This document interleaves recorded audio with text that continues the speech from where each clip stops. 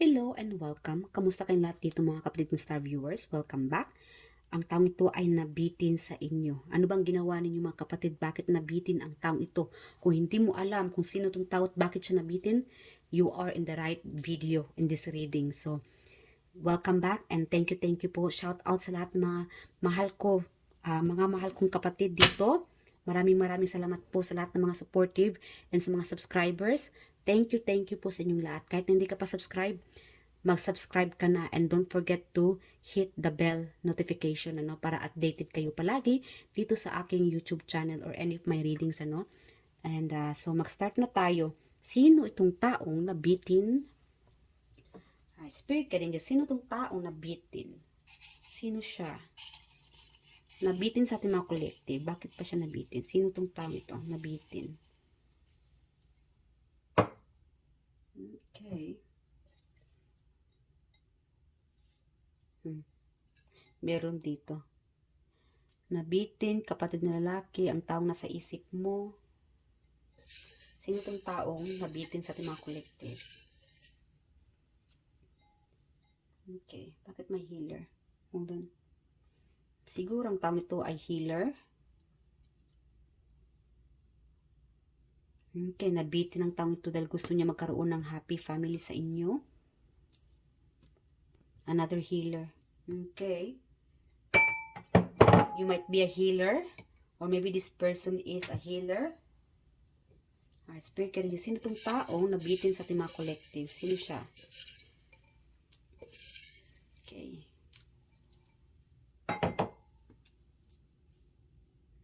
Okay. Ano ba to? Ang lola. Malakas talaga itong lola. I think your lola is a big fan of you. Nabitin siguro siya dahil, okay, twin flame. Kaya nga talaga nabitin siya. May kulang. Hindi pa siya, oh my God, malakas ditong soulmate connection. Nabitin talaga itong soulmate ninyo, no? And twin flame. Boss mong lalaki. Okay. Admirer na babae. Ina-admire ka ng taong ito. Okay, ang tatay mo. It's one of the biggest admirer sa inyo, no? Boy employee. Okay. Alright, Phil-am. Ang taong ito ay Phil-am. Kachat na babae. Phil-am or afam. Okay? Ang taong ito or foreigner. Yeah, my God. Kakag-ano ka lang, no? Foreigner, confirm. Foreigner. Kachat na babae. Driver. Nabitin siya. Kachat mong lalaki. Wow, most likely sa social media nabitin ang taong ito. Ano bang kachat ninyo? Sino ba itong kachat ninyo at nabitin? Ano bang pinag-uusapan ninyo through social media or online? Kapatid mong lalaki, nabitin. Okay, nabitin sa pagkikita ninyo o ginagawa ninyo. I don't know, wag lang tayo mag-focus sa love life, no? This could be family, love life, relationship, friendship, co-worker, schoolmate.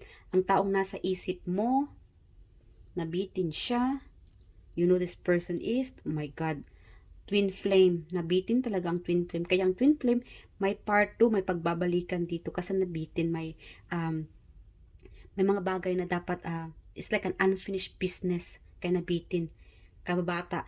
Ang kababata mo ay nabitin. Kaya siguro, this could be from the past, nabitin siya, and, I don't know, there could be like a memories. And, gusto pa niya magkita kayo or mag-hangout muli. Alright? Jobless ang taong ito ay walang trabaho. Alright, alamin pa natin kung sino itong taong nabitin. Okay. Hold on. Kasi rin, sino itong taong nabitin sa ating mga collective? Sino siya? Okay. Nabitin ang taong ito sa ating mga collective. Nabitin siya. May tattoo. Ang taong ito ay may tattoo. Okay. Virgo. Ang taong ito ay may Virgo. Ano ba yan? May Virgo. Alright. Virgo. Manggagamot. Again, healer. Ang taong ito ay healer. Matalino. Could be about sa kababata, matalino. Or boss. Pet lover. Ang taong ito ay pet lover. My letter P. Could be Papa P. Piolo, nabitin tuloy sa inyo. Okay, your other half, malakas ditong inyong soulmate. Wow. Year of the Horse, ang taong ito ay pinanganak noong Year of the Horse. Too much confident, high confident ang taong ito, gwapo, malakas ang confident, no? Malakas ang hatak. Ano ba to? Hold on. Okay, hold on. Ano pa? High spirit, like again, malakas talaga itong healer, psychic, manggagamot, manghuhula, emotional. Alright. Alamin pa natin ang kanyang... Hold on. Let's quick rin yung simpleng taong nabitin sa ating mga collective. Initials. Meron tayong letter D. Something happened na nabitin siya. Conversation, ginagawa ninyo. W. Letter E. Sa kachat ninyo, nabitin siya. Or kung ano yung pinupost niyo sa social media, nabitin itong kachat ninyo. Okay, letter G. And J. Again guys, kunin nyo lang kung saan kinakresunit dito ha. Let's quick rin sino pa. Initials ng taong nabitin sa ating mga collective. Letter H and R.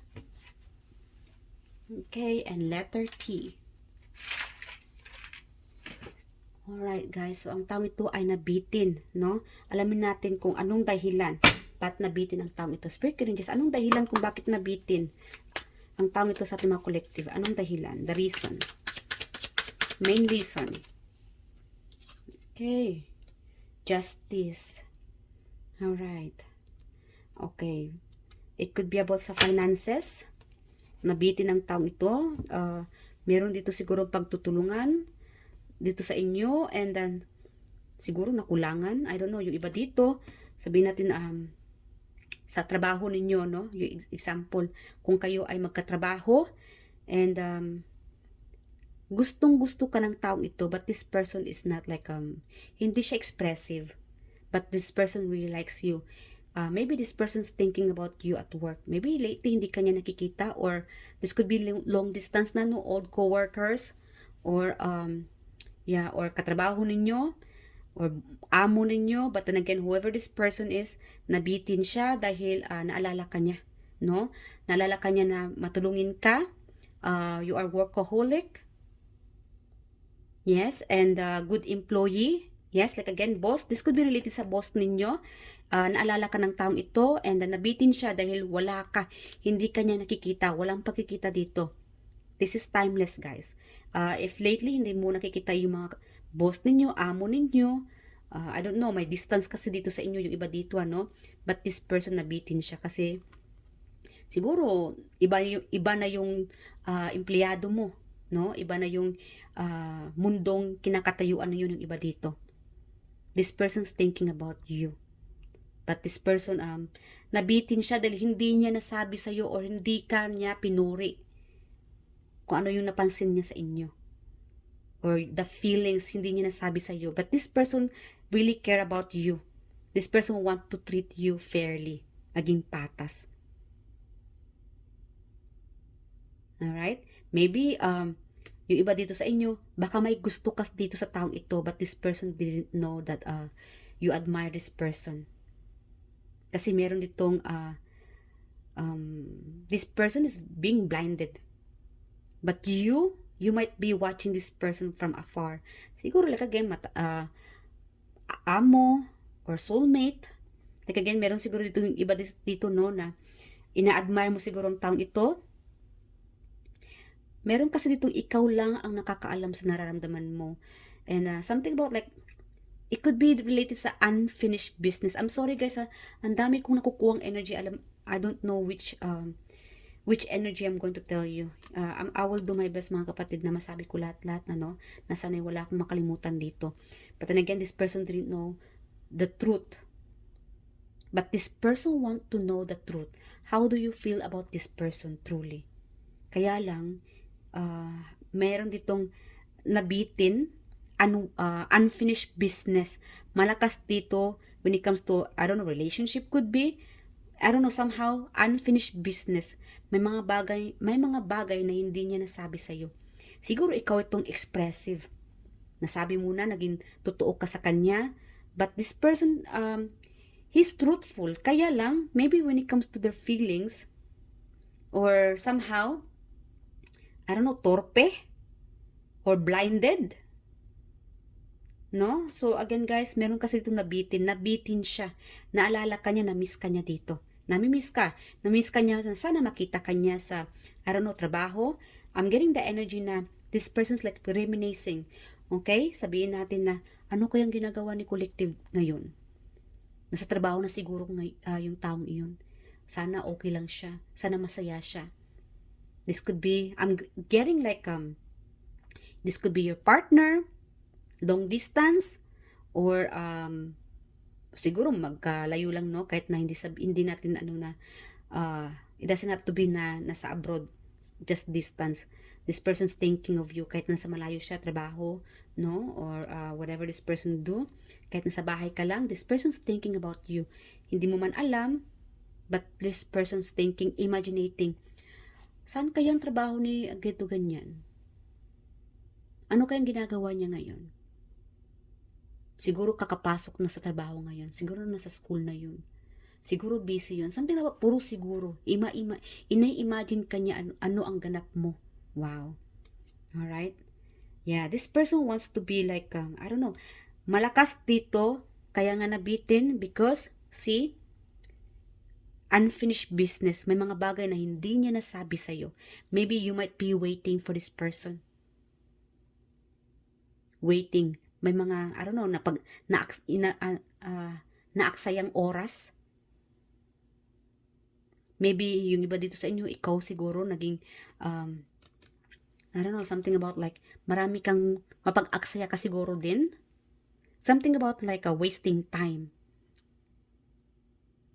Maybe for you, sabihin natin, no, na you are giving a sign for this person, kaya lang, napaka-blind ng taong ito. Slow. But this person wanted to treat you fairly, missing you. I'm also getting like a coworker, colleague, thinking about you, hoping, reminiscing from the past, are you okay? Okay ka lang ba ngayon? Busy ka siguro? Or maybe you are doing well financially? Alright.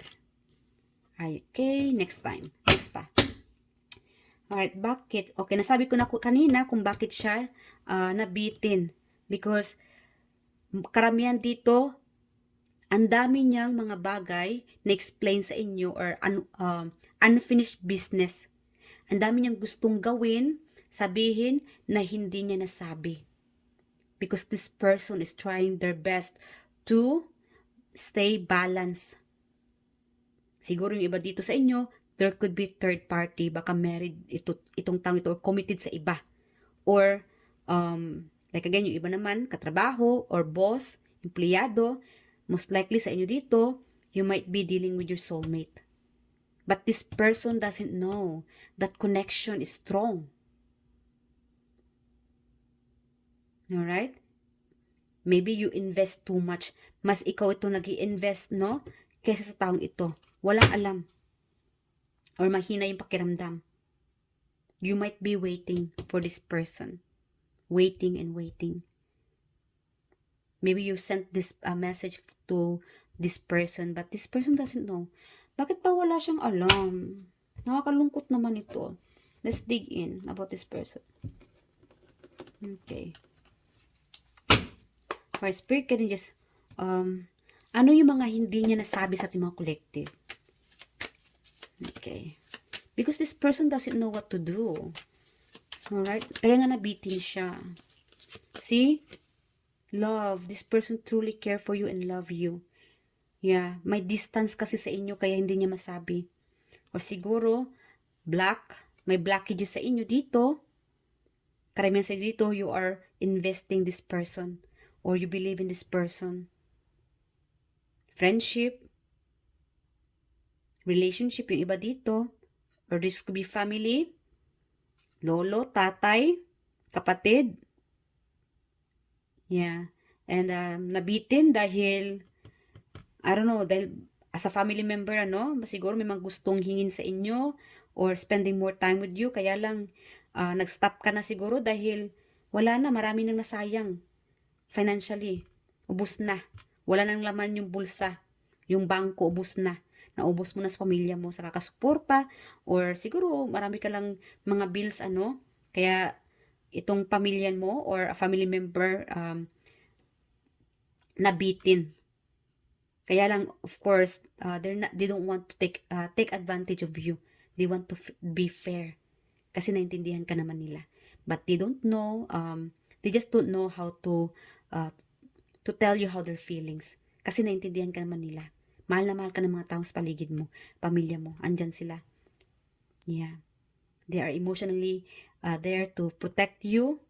They are willing to protect you no matter what. A family members, lola, tatay, okay? Maybe they're trying to help you, no? Kahit na mga problema ka man, sila itong malalapitan mo, mga kapatid. Kahit mga time na busy ka, once na magkasama kayo, no, ng pamilya mo, nabibitin talaga sila. Kaya lang naintindihan naman lang ang iyong sitwasyon. They just don't want to tell you the truth sometime. Kasi baka ma-offend ka o magalit ka. But they understand. Alright? If this is related to finances. Kasi alam nila na you are very supportive. Marami kang mga bills, marami kang binabayaran. Alright? Iba naman sin dito, maybe this person is like a long distance. This could be your partner. Like again, soul connection. Emotionally thinking about you. Minsan, kahit na may mga malayo man, no? Kahit nasa ibang bansa ka man, this person is imagining na sana may superpower siya, na sana makalipad siya, may power siya na makalipad siya, mapuntahan ka, malapitan ka, because this person want to voice out their feeling. May mga hindi nasabi, kaya nabitin siya. Alright? Ano pa? Yeah. Okay, siguro ang taong ito nabitin dahil hindi niya nasabi ang humingi ng pagpapatawad. Siguro nasaktan din siya. But this person is healed. On a process, meron itong in a process of healing. But this person doesn't know how to express their feeling. Kaya nabitin. Kasi ang problema, kaya nga nabitin, no? Hindi nasabi, mga unfinished business, they just don't know what to do, how to approach you, how to start. Torpe. But this person already healed. Yung iba dito, nakapaghilom na siya, soul connection, soulmate, twin flame, may nabitin. Talagang nabitin siya dahil hindi niya nasabi ang kanyang tunay na nararamdaman. Like again, may mga third party, and this person want to apology, no? Maghingi ng pagpapatawad. Like again, kung ikaw itong nasaktan, investment, betrayal, na-betray ka siguro. It's just like, hindi niya alam kung anong mukha ang ihaharap sa inyo, mga kapatid. And that's why this person doesn't know what to do, how to approach you, how to contact you. Kasi wala siyang magagawa. Hindi siya makakagalaw. This person is trying to balance their emotions, their self. Lalong-lalo na kung sabihin natin, nagkikita man kayo sa school, sa work, I don't know, neighborhood, pinapakita niya lang na okay siya. But deep down, there's something in their from their heart na gusto nilang express yung nararamdaman. Kahit na kausap mo ito sa personal, this person can't look at you through straight to the eyes. Mahihiyain. You are facing or you are encountering this person na napaka-mahihiyain. This person doesn't know how to, like again, siguro dahil you can, as a healer, psychic, iba dito, you can see through if this person is lying, no, not telling the truth. You can sense, you can see through this person kung nagsasabi ba ito ng totoo o hindi. Kaya nga minsan they're trying to distract, could be, no, yung iba dito, dinidistract niya ang sarili sa iba. Sa trabaho, sa pamilya, sa sarili. Yeah. That's their way of, para hindi ka maisip yung iba dito.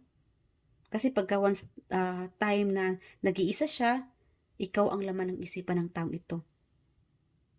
Hoping na sana, may chances pa na sana magkaroon pa ng, o ma-voice out niya yung nararamdaman, masabi niya. Alright? So, ano pa? Ano naman ang advice ng universe para sa inyo dito sa taong ito? Okay.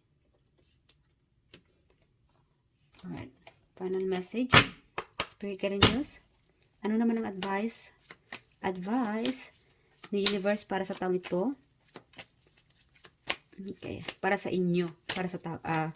Para sa inyo tungkol sa taong ito. Advice, universe, tungkol sa taong ito para sa inyo, mga kapatid. Advice. Maybe making a break for it. Alright, deceit, lies again, trickery. So, do not let this person to trick you again or i-ghost ka, iwan ka, patay mali, nakawan ka, betrayal. Kaya nga, di ba, nahiya siya na harapin ka because, I don't know, betrayal of third party o nagnakaw sa inyo, nag-cheat sa inyo, nagsisinungaling. That's why you can see through. If this person is lying or telling you the truth or, anong tawag nito? Not being real towards their feelings. Alright, do not let this person to do that again. Kasi, I don't know, like again, meron kasi dito na, imbis na mag-confess sa inyo, pero andyan na pagka nakaharap ka, nawawala, kaya tuloy, ano na lang siya nun, gumagawa ng mga excuses. Alright, so yung iba naman sa inyo dito, the advice for you here, this person might be scheming or, I don't know, somehow, just go. Maybe let go. Yung iba dito, let go muna itong taong ito. Just, focus ka na lang muna sa iyong mga achievements, sa mga goal mo. Ito yung main advice here. Kasi dito, torpe.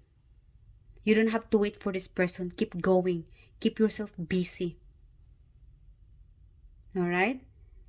Let this person to come towards you. You don't have to do anything. Because here, nakapag-move on ka na. Yung iba dito.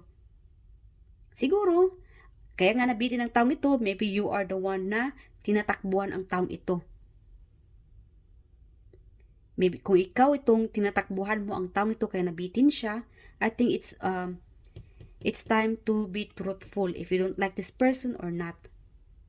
Sabihin natin na nangligaw ang taong ito at nabitin siya dahil hindi mo siya binigyan ng sagot agad.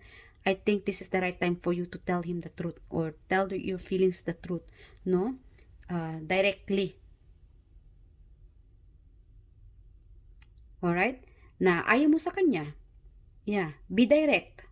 Kasi yung iba dito, nabitin siya dahil feeling niya siguro may gusto ka rin or kayo na. You know what I mean? It's like a miscommunication. Baka yung iba dito, I don't know, may feeling somehow nagkaroon siya ng idea na baka pera lang ang habol mo sa kanya. But, patay mali na lang siya. Siguro, I don't know, something about like, baka naging victim mo siya or ginawa mo siyang biktima or baka isa siya sa mga naging biktima mo. I don't know, this could be a scammer type. This could be you, very specific. Someone here, this reading, I don't know, through social media or you have so many options. Yung iba dito, baka ginagamit, guys, believe in karma. Justice is about karma. You might not know, baka kakarmahin ka because you are dealing with your soulmate or twin flame. Soul connection. Ayaw mong, wag nating hayaan na maibalik sa iyo itong karma na ito na hindi maganda. Do good things and be truthful. Be direct. That's the advice for you here. Hindi natin kailangan na magsinungaling sa tao or kahit kanino man. Dahil karma, justice, lalong-lalo na it is about your, whoever this person, mapa-soulmate, be truthful. Because this person just want, be fair. Totoo. Maging totoo po tayo. Alright? So, that's the advice for you. Magpakatotoo tayo, be real, be direct. Alright? Para hindi mag-isip ng kung ano-ano ang taong ito. Baka ginagamit mo lang siya, baka naging victim siya. But this person admire you. Kawawa naman no, kung naging biktima siya. Or isa sa mga naging biktima. Alright? So, wag po tayong gumawa ng ganung bagay. Alright? So, be truthful. And justice is real. Okay, forget and forgive. Like again, breakthrough. It's time to break through. Magbago na tayo in a good way. Kahit sabihin natin na okay ka naman, mabuting tao ka naman, but this person cheat or lied, that's alright. Let go, let God. Hayaan na si universe ang gagawa ng karma para sa taong iyon. You don't have to do anything revenge para sa taong iyon. No need for revenge. Just keep going, focus on your goal. Doon ka na lang po mag-focus, kapatid. Alright, so hanggang dito na lang. I do hope na nag-enjoy ka sa reading na ito. And I'll see you guys in my next reading, and thank you. Please leave your comment below what do you think about this reading, at na-appreciate ko po yun. Alright, I'll see you guys next time. Bye!